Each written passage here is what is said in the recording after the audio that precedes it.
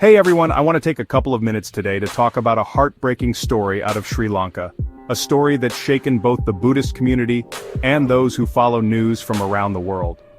Late on the night of September 24, 2025, a tragedy struck at Uyana, one of the oldest and most revered Buddhist forest monasteries in Sri Lanka.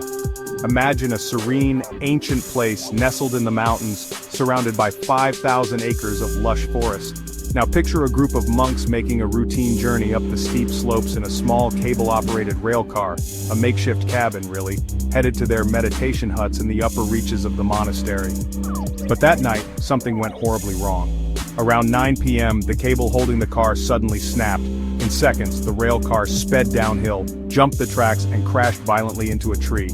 Out of the 13 monks packed inside, 7 lost their lives. 3 of them foreign nationals from India, Russia, and Romania. 4 others are in critical condition, and 2 escaped with minor injuries. Rescue efforts that night were grueling. The area is remote, and with so few people around at that hour, help came slowly.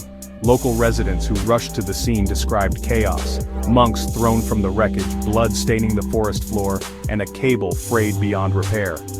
For Uyana, this isn't just a loss, it's a wound to a community that dates back all the way to the 3rd century BCE. More than 200 monks call this monastery home, and it's a destination for spiritual seekers and international visitors from around the world.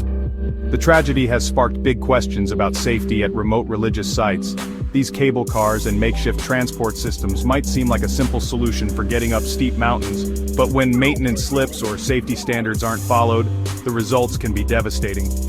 Local police have already launched an investigation, focusing on whether the cable car was properly maintained and if it met basic safety regulations. And Sri Lanka's foreign minister, Vijitha Harath, has publicly shared his shock and condolences.